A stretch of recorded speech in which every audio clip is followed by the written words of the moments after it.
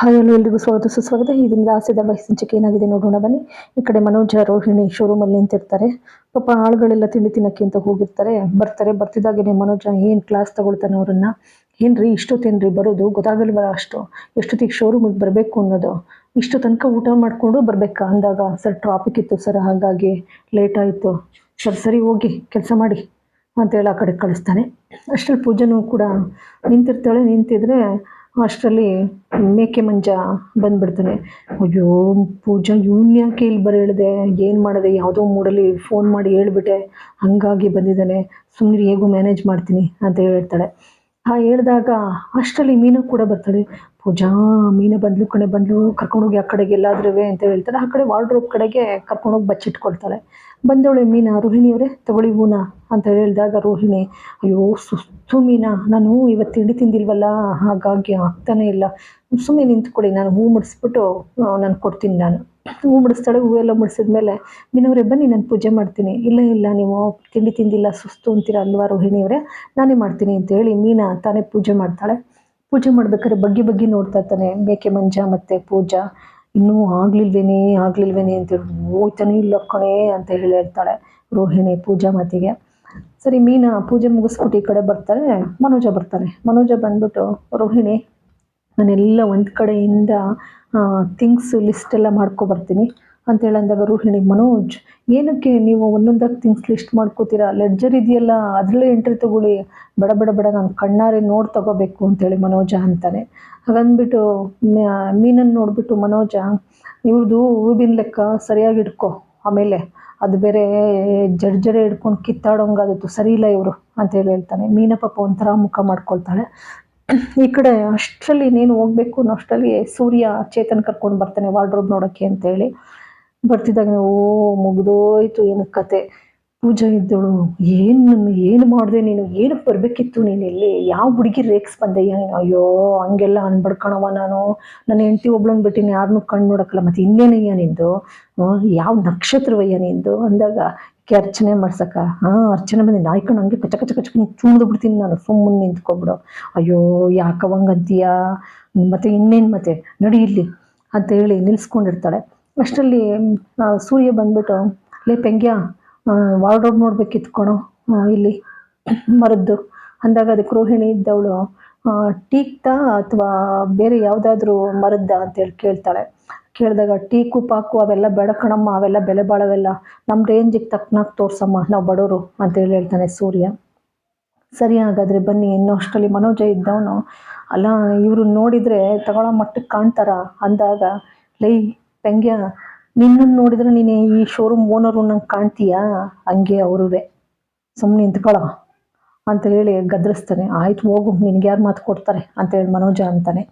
ಸೂರ್ಯ, ಬರೋ ಚೇತನ್ ತೋರಿಸ್ತೀನಿ ಅಂತೇಳಿ ಎಲ್ಲವನ್ನೂ ಒಂದು ಕಡೆಯಿಂದ ತೋರಿಸ್ಕೊಂಡು ಬರ್ತಾ ಕೊನೆಗೆ ಇನ್ನೊಂದು ವಾರ್ಡ್ರೋಬ್ ಹತ್ರ ನಿಂತ್ಕೊಂಡು, ಅದು ವೈಟ್ ತೊಳೆದು ಚೆನ್ನಾಗಿತ್ತಲ್ವೇನೋ ಅಂತ ಸೂರ್ಯ ಅಂತಾನೆ. ಅದಕ್ಕೆ ಚೇತನ್, ಅಯ್ಯೋ ನಮ್ಮಂಥವ್ರಿಗೆ ಅಷ್ಟೆಲ್ಲ ದುಡ್ಡು ಎಲ್ಲೋ ಕಟ್ಟೋಕ್ಕಾಗುತ್ತೆ ಅಂತ ಹೇಳಿ, ಆನಂತರ ಮೀನಾ ಇಲ್ಲೊಂದು ತೋರಿಸ್ತಾಳೆ, ಚೆನ್ನಾಗಿದೆ ಅಲ್ವೇನ್ರಿ ಅಂದಾಗ, ಹೌದು ಚೆನ್ನಾಗಿದೆ, ಬೇಡಪ್ಪ ಕಾಸ್ಟ್ಲಿ ಆಗುತ್ತೆ. ಅದಕ್ಕೆ ಸೂರ್ಯ ಅಲ್ಲಿ ಮೇಕೆ ಮಂಜನ್ನು ಒಳಗೆ ತೋರಿಸಿರ್ತಾಳೆ. ಪಾಪ ಮೇಕೆ ಮಂಜ ಇದ್ರೊಳಗೆ ಗಾಳಿ ಆಡೋದಿಲ್ಲ ಕಣವ, ಉಸಿರು ಕಟ್ತದೆ, ಸುಮ್ಮನೆ ಕೂತ್ಕೊಂಡ್ರು ಸರಿ ಹಂಗೆ ಕಗ್ದಾಕ್ಬಿಡ್ತೀನಿ ಅಂತೇಳಿ ಪೂಜೆ ಗದರಿಸ್ಬಿಟ್ಟು ಕೂರಿಸಿರ್ತಾಳೆ. ಈ ಮೀನಾ ಸೂರ್ಯ ಎಲ್ಲರೂ ಕೂಡ ಹೋಗಿ ಅಲ್ಲಿ ನಿಂತ್ಕೊಳ್ತಾರೆ ವಾರ್ಡ್ರೋಬ್ ಹತ್ರ ನಿಂತ್ಕೊಂಡು ಅದನ್ನು ತೆಗಿಯೋಕ್ಕೆ ಅಂತ ಹೋಯ್ತಾರೆ. ಇವಳು ಪೂಜಾ, ಇಲ್ಲ ನಾನು ತೆಗಿಯೋದಿಲ್ಲ ಅಂತಾಳೆ. ಆಗ ಮನೋಜ ಇದ್ದವನು, ರೀ ವ್ಯಾಪಾರ ಆಗಲಿ ತೆಗೀರಿ ಸೂರ್ಯ ಅಂತಾನೆ. ನೋಡು ಪೆಂಗ್ಯ, ತೆಗಿಯೋಕ್ಕೆ ಹೆಂಗಾಡ್ತಾರೆ, ತೆಗಿಯೋಕ್ಕೆ ಹೇಳೋ, ಇಲ್ಲ ನಾನು ತೆಗಿಯೋದಿಲ್ಲ, ತೆಗಿಯಮ್ಮ ನೀನು ಯಾಕೆ ಹಂಗಾಡ್ತೀಯ, ವ್ಯಾಪಾರ ಆಗಲಿ ತೆಗಿ ಅಂತ ಹೇಳಿದಾಗ ರೋಹಿಣಿ ಇದ್ದವಳು ಸುಮ್ಮನೆ ನಿಂತಿರ್ತಾಳೆ. ಅಂದರೆ ಸೂರ್ಯ ಅದಕ್ಕೆ ಪ್ರತಿ ತಿಂಗಳು ಸರಿಯಾಗಿ EMI ಕಟ್ಕೊಂಡು ಹೋಗ್ತಾರೆ, ಅದಕ್ಕೆ ನಾನು ಗ್ಯಾರಂಟಿ, ತಗ್ಸೋ ಪೆಂಗ್ಯ ಹಾಗಂದಾಗ ರೋಹಿಣಿ, ನಾವು EMI ಕೊಡೋಲ್ಲ ಅಲ್ವಾ ಮನೋಜ್ ಅಂತಾಳೆ. ಅದಕ್ಕೆ ಮನೋಜ್, ಹೌದೌದು ನಾವು EMI ಎಲ್ಲ ಕೊಡೋದಿಲ್ಲ, ನಾವು ಕ್ಯಾಶ್ ಆ್ಯಂಡ್ ಕ್ಯಾರಿ ಅಷ್ಟೇ, ಕ್ಯಾಶ್ ಕೊಡಬೇಕು. ಅದಕ್ಕೆ ಕಟ್ಕೊಂಡು ಹೋಗ್ತಾಳೆ ಕಣೋ ಪೆಂಗಿ, ಕಟ್ಕೊಂಡು ಹೋಗ್ತಾನೆ ಚೇತನ್ನು, ನಾನು ಗ್ಯಾರಂಟಿ ಕೊಣೋ, ನನ್ನ ಮೇಲೆ ನಂಬಿಕೆ ಇಲ್ವೇನೋ, ನನ್ನ ಮೇಲೆ ನಂಬಿಕೆ ಇಲ್ವಾ, ನನ್ನ ಮೇಲೆ ನಂಬಿಕೆ ಇಟ್ಕೊಡೋ, ಕಟ್ಕೊಂಡು ಹೋಗ್ತಾರೆ ಕೊಡೋ ಪೆಂಗ್ಯ, ಕೊಡೋ ಪ್ಲೀಸ್ ಕೊಡೋ, ನನ್ನ ಮೇಲೆ ನಂಬಿಕೆ ಇಡೋ ಅಂಥೇಳಿ ಬೇಡ್ಕೊಳ್ತಾನೆ ಸೂರ್ಯ. ಇಲ್ಲ ಆಗೋದಿಲ್ಲ. ಅದಕ್ಕೆ ರೋಹಿಣಿ ಇದ್ದವಳು, ಪೂಜಾ ಫುಲ್ ಕ್ಯಾಶ್ ಕೊಡ್ತಾ ಇದ್ದಾಳೆ, ಅವಳೇ ಇಟ್ಕೊತಾ ಇದ್ದಾಳೆ ಅಂತ ಹೇಳ್ತಾಳೆ. ಹೇಳಿದಾಗ ಮನೋಜ್ ಅವ್ರು ಫುಲ್ ಕ್ಯಾಶ್ ಕೊಡ್ತಾ ಇದ್ದಾರೆ, ಹಂಗಾಗಿ ಅವ್ರಿಗೆ ಕೊಡ್ತಾ ಇರೋದು, ಇಲ್ಲ ಆಗೋದಿಲ್ಲ ಅಂತ ಹೇಳ್ತಾನೆ. ಹಂಗಂದ್ಮೇಲೆ ಸೂರ್ಯ ಇದ್ದಾನು, ಓ ಇವ್ನು ಒಂಬದನೇ ಅಂಗಡಿ ತೆಸೆ, ಇನ್ಯಾರ್ದು ಸಿಗೋದೇ ಇಲ್ಲ, ಏ ಬಾರೋ ಹೋಗೋಣ ಇಟ್ಕೊಳ್ಳಿ. ಅದ್ರ ಮಧ್ಯೆ ರೋಹಿಣಿ ಬೇರೆ ತೋರ್ಸೋದ್ಕಿಂತ ಮುಂಚೆನೇ ಬಿಲ್ ಹಾಕೋಕ್ಕೂ ಕೂಡ ಹೊರಟಿದ್ದವಳು. ಅಲ್ಲ ಕಣಮ್ಮ, ಕಡಲೆಕಾಯಿ ನೋಡ್ಬೇಕಾದ್ರೂ ಕೂಡ ನಾವು ನೋಡಿ ಮಾಡಿ ಆರಿಸಿ ತಗೋತೀವಿ, ಅಂಥದ್ರಲ್ಲಿ ತಟ್ಟಿ ಪಟ್ಟಿ ವಾರ್ಡ್ರೋಬ್ ತಗೋಬೇಕಲ್ವಾ ಅಂತ ಹೇಳಿ ಆಗಲೇ ಕಿಚ್ಚ ಹಾರಿಸಿರ್ತಾನೆ. ಇದೆಲ್ಲವನ್ನೂ ಮನಸ್ಸಲ್ಲಿ ಇಟ್ಕೊಂಡು ಜೊತೆಗೆ ಮೇಕೆ ಮಂಜುನ ಬಚ್ಚಿಡೋ ಉದ್ದೇಶದಿಂದ ಅಂತೂ ಅವರನ್ನು ಹೊರಹಾಕಕ್ಕೆ ನೋಡ್ತಾರೆ. ಈ ಕಡೆ ಹೊರ ಬರ್ತಾರೆ.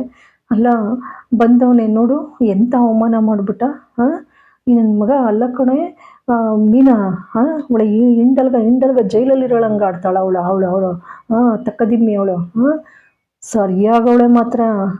ನೋಡು ಎಂಥ ಅವಮಾನ ಮಾಡ್ಬಿಟ್ಟು ಪಾಪ ಚೇತನ್ ವಾರ್ಡ್ರೋಬ್ ಅಂತ ಬಂದರೆ ಇವ್ನು ಒಬ್ಬಂದೇ ಅಂಗಡಿ ತೆಸೆ ಅಂತ ಹೇಳಂತಾನೆ. ಮೀನಾ ಯಾವುದೋ ಜ್ಞಾನದಲ್ಲಿ ಕೂತಿರ್ತಾಳೆ. ಈ ಕಡೆ ಮೇಕೆ ಮಂಜುನ ಈಚೆ ಬರ್ತಾರೆ. ಕರ್ಕೊಂಡು ಬಂದು ನಂಗೆ ಗೊತ್ತಿತ್ತು, ನನಗೆ ಇದು ಸುಮ್ಮನೆ ಪರ್ಫಾರ್ಮೆನ್ಸ್ ಮಾಡಿಸಿರೋದು ಅಂತ ಗೊತ್ತಿತ್ತು ನನಗೆ. ನನ್ನ ಹೆಂಡತಿ ಕೇಳ್ತಿರ್ತಾಳೆ ಯಾವಾಗ್ಲೂ, ಯಾವ್ದ್ರಲ್ಲಿ ಬಂದೀಯಾ ಅಂತ. ಪಾಪ ರೋಹಿಣಿ ಅಮ್ಮಂಗೋಸ್ಕರ ಅಲ್ವಾ ಅಂತ ಅಂತಾನೆ. ಮುಚ್ಕೊಂಡು ನಿಂತ್ಕೊಳ್ಳಯ್ಯ, ನಿಂಗೆ ಗೊತ್ತೇನಯ್ಯ ಬಾಳಯ್ಯ ಅಂತ ಹೇಳಿ ಗದ್ರಿಸ್ತಾಳೆ ಪೂಜಾ. ಆಮೇಲೆ ರೋಹಿಣಿ ಎಲ್ಲ ವಿಷಯನೂ ಗೊತ್ತಾಗ್ಬಿಟ್ಟಿದೆಯಲ್ಲ ಇವನಿಗೆ, ಏನೇ ಮಾಡೋದು, ಸುಮ್ಮನಿರು ನೀನು ಯಾಕೆ ಎದುರ್ಕತೀಯ ಅಂತ ಹೇಳಿ ಬಾಯಿ ಮುಚ್ಚಿಸ್ತಾಳೆ. ಈ ಕಡೆ ಸೂರ್ಯ ಮಾತಾಡ್ತಾನೆ ಇದ್ದರೆ ಮೀನಾ ಯಾವುದೋ ಜ್ಞಾನದಲ್ಲಿ ಕೂತಿರ್ತಾಳೆ. ಅವ್ರ ಮಾವನ್ ನೋಡಿದ್ನಲ್ಲ ಅಂತ. ಓಯ್ ಮೀನಾ, ಯಾವ ಜ್ಞಾನದಲ್ಲಿ ಇದೆಯಾ, ನಾನು ಹೇಳಿದ್ದು ಅರ್ಥ ಆಯ್ತಾ? ಅಲ್ಲ ರೀ, ಅವತ್ತ ರೋಹಿಣಿ ಅವ್ರ ಮಾವ ಬಂದಿದ್ರಲ್ಲ, ಅವ್ರನ್ನ ನೋಡ್ದೆ ಕಣ್ರಿ ನಾನು. ಹೌದಾ, ಅವ್ನು ನೋಡ್ದ? ಮಲೇಷಿಯಾ ಮಾವ. ಮತ್ತು ಮಲೇಷಿಯಾದಲ್ಲಿ ಅವನು ಜೈಲಲ್ಲಿ ಅವನೇ, ಇಲ್ಲೆಲ್ಲ ಸಿಕ್ಕಾಕೊಬಿಡ್ತೀನಿ, ಕಲ್ಕತ್ತಾ ಹೋಯ್ತೀನಿ, ಹಂಗೆ ಹಿಂಗೆ ಅಂತ ಹೊಡಿತಿದ್ದೀನಲ್ಲ ಮಡ್ಡೋಂಗಿಯ.